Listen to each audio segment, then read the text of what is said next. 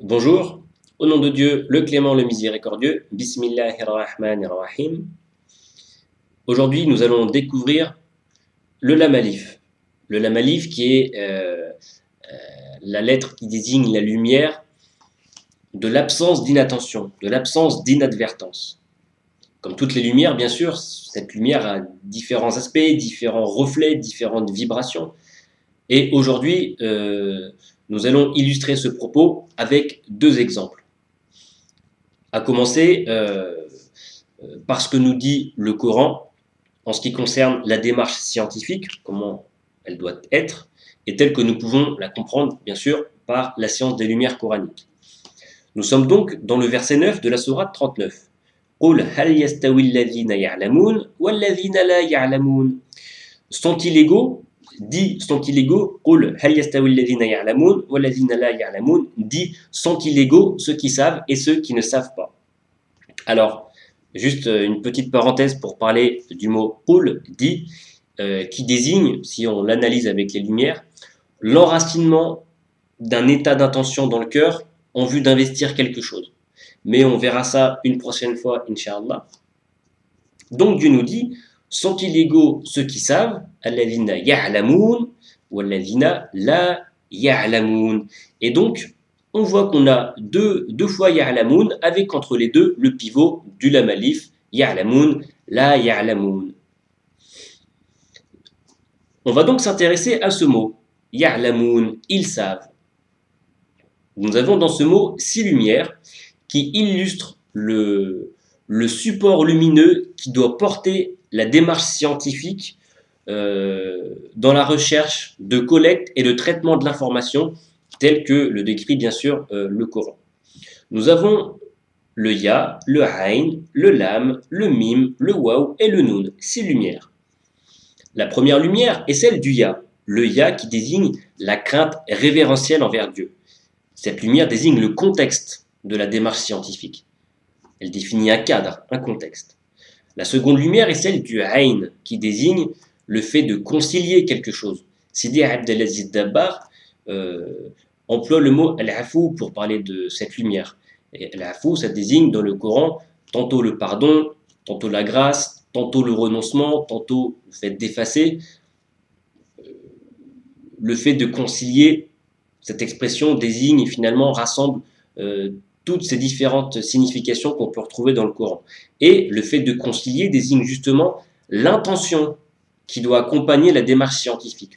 On recherche l'information et le savoir pour concilier le terrestre et le temporel, pour concilier des problèmes avec des solutions, pour concilier le quotidien avec la vie de tous les jours, avec le futur, avec toutes ces choses. Cette intention doit accompagner la démarche scientifique. La troisième lumière est celle du lam, qui désigne la science complète du concret et de l'abstrait. Nous avons ici le support. Le support de la démarche scientifique dans le Coran, c'est la science. Mais nous voyons bien que il y a encore d'autres lumières derrière. Donc finalement, la science n'est pas en elle-même la finalité de la démarche scientifique.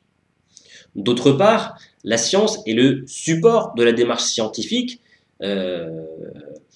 Il s'agit donc de regarder au bon endroit, de regarder là où la science avec un S majuscule, c'est-à-dire là où Dieu nous dit de regarder. Donc, on n'emploie pas une démarche scientifique à partir de ses lubies, à partir des penchants de notre ego, etc., etc. La quatrième lumière désigne le bien continu qui s'engendre par lui-même, c'est-à-dire le bien qui débouche de facto sur du bien, qui débouche sur du bien, qui débouche sur du bien, etc., etc. Cette lumière désigne le mouvement de la démarche scientifique, la mécanique de la démarche scientifique, qui va déclencher la vibration scientifique. Et nous avons la cinquième lumière, qui est celle du waw, al-maut fil hayat. Al-maut fil hayat désigne l'application sur laquelle débouche la démarche scientifique. Al-maut fil hayat, la mort dans la vie, ça veut dire fais ce que tu as à faire, mais ne le fais pas avec ton ego. Fais-le avec la vibration de la vérité. Fais ce que tu as à faire en luttant contre les penchants de ton ego, en luttant contre les penchants sataniques, en luttant contre les influences sataniques qui vont venir te mettre des barrières pour t'empêcher d'avancer. Ça veut dire, fais ce que tu as à faire sans tenir compte du petit Satan qui va venir te titiller les oreilles, qui va venir te souffler de mauvaises choses aux oreilles, sans tenir compte de ce que les gens passionnés peuvent te dire pour t'influencer. Ça veut dire, fais ce que tu as à faire. Et donc, c'est l'application de la démarche scientifique. Nous avons la dernière lumière, qui est la lumière du Nour, qui désigne la réjouissance complète. Et c'est la finalité de la démarche scientifique, ce sur quoi débouche la démarche scientifique, c'est-à-dire effectivement, la démarche scientifique doit déboucher sur les outils qui vont permettre à la personne ou au collectif de se réaliser tant dans le temporel que dans le spirituel, à se réaliser intérieurement, matériellement, et à pouvoir, dans l'absolu, avoir un outil de proximité avec le divin. C'est-à-dire, plus on fait ce qu'on a à faire dans ce que Dieu a voulu pour nous, plus on se rapproche de Dieu, donc plus on a les outils, les compréhensions, les mécanismes analytiques qui nous permettent de nous rapprocher de Dieu, et bien plus on a de chances d'y arriver, bien entendu. Donc, finalement, Dieu nous dit, sont-ils égaux ceux qui mettent en pratique ces supports lumineux qui doivent accompagner la démarche scientifique et ceux qui ne le font pas, ou bien qui ne le font que partiellement? Nous avons donc ici un lamalif de mise en balance entre ceux qui appliquent la vérité et ceux qui ne l'appliquent pas ou qui ne l'appliquent pas complètement ou partiellement. Effectivement, est-ce qu'une démarche scientifique qui n'évolue pas dans un cadre, dans un contexte choisi, peut déboucher sur une bonne intention? Ou bien une démarche scientifique qui n'aboutit pas sur une application, sur un mouvement, sur la réjouissance en tant que finalité, mais une connaissance qui est faite pour détruire les peuples? Est-ce que c'est de la science? Dieu nous dit que non, la vraie science telle que la vérité veut qu'elle soit, c'est celle qui réunit ces 6 piliers fondamentaux: le contexte, l'intention, le support, le mouvement, l'application, la finalité.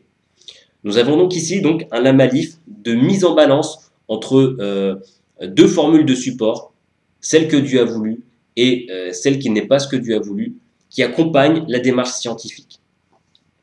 Le verset se termine en disant « Innama yatafakkaru ulul albab » seuls des êtres doués d'intelligence sont à même d'y réfléchir.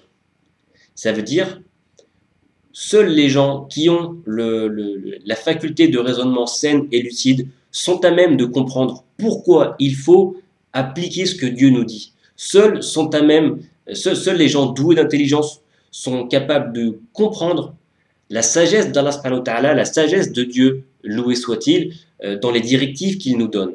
Celui qui n'a pas la sagesse, mais qui a la foi, doit au minimum se contenter d'appliquer ce que Dieu lui dit.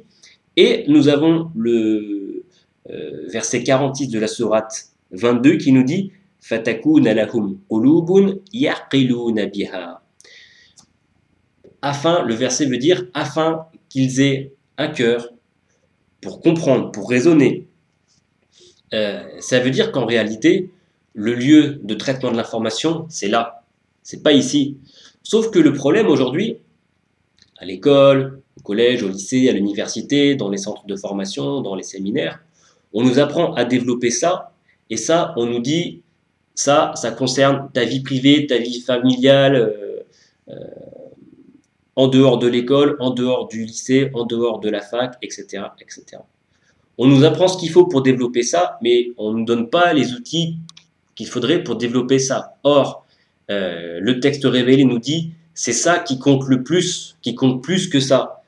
Non pas ça au détriment de ça, mais ça avec ça. Il faut les deux, il faut ça et il faut ça. Mais si on abandonne ça, on a un outil, une mécanique d'analyse, mais qui n'est pas portée par le support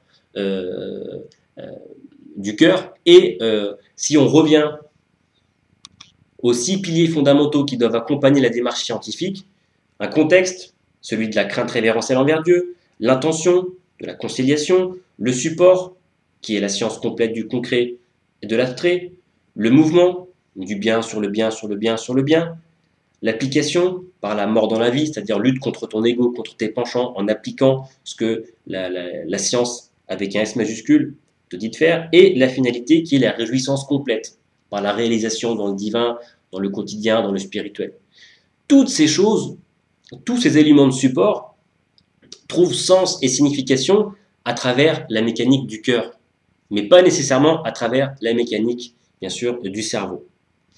Nous avons donc ici un lamalif de mise en balance entre deux formules, l'une qui est lumineuse et l'autre soit qui ne l'est pas du tout, soit qui ne l'est que partiellement. Et Dieu nous dit, ce n'est pas du tout la même chose et ça ne fait pas appel aux mêmes outils, ça ne fait pas appel aux mêmes vibrations, des vibrations que Dieu met à l'intérieur de nous.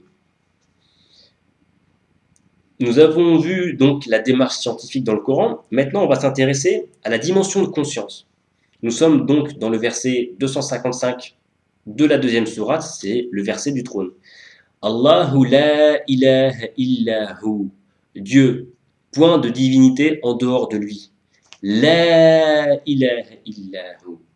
Nous avons ici un lamalif de mobilisation, c'est-à-dire l'absence d'inattention dans la mobilisation de conscience. Dieu nous dit, sois attentif. Il n'y a point de divinité en dehors de lui. La ta'khudhuhu sinatun wa la nawm. Ni l'assoupissement, ni le sommeil n'ont de prise sur lui. Al-Hayyu, Al-Qayyum, le vivant, l'immuable. Ça veut dire, mobilise ton cœur, mobilise ta conscience, mobilise ton regard. Ne sois pas inattentif à la vérité de Dieu qui se manifeste en permanence autour de toi, à l'intérieur de toi, et dans la connexion permanente qu'il y a entre toi et ce qu'il y a autour de toi, et entre toi et le divin, et entre le tout et le divin. Donc, on a deux exemples où on peut voir que tantôt le lamalif désigne une mobilisation, et tantôt le lamalif désigne la mise en balance entre deux choses, la mise en comparaison entre deux choses. Tantôt Dieu nous dit « regarde », sois attentif à ça, et tantôt nous dit, regarde, bouscule-toi, va rechercher un peu la vérité, apprends à regarder, apprends à mobiliser ton cœur. Donc nous avons, avec le lamalif, tantôt des descriptions techniques et tantôt des orientations méditatives et bien d'autres choses qu'on verra une prochaine fois, Inch'Allah. Alors, pour finir, quelques mots, pour vous dire que si vous voulez réagir à cette vidéo, eh ben, vous pouvez aller dans l'espace de commentaires qui est mis à disposition sous cette vidéo pour commenter. Et si vous voulez nous poser des questions, réagir, eh bien, en haut, vous trouverez le petit onglet Nous contacter et vous pouvez nous envoyer vos questions. Également, pour vous dire qu'un livre est en préparation, Inch'Allah, sur la science des Lumières. Et pour ceux qui sont intéressés dans l'approfondissement et la compréhension de cette science, nous faisons régulièrement des ateliers de découverte, des ateliers d'initiation autour de cette science. Donc n'hésitez pas à aller sur Amorizon et regarder les dates que nous proposons, les villes que nous proposons et prenez contact avec nous parce que les ateliers sont à nombre de places limité. Voilà, à très bientôt, à la prochaine fois. Subhana rabbika rabbil izzati amma yasifun wa salamun ala al-mursalin walhamdulillahi rabbil alamin.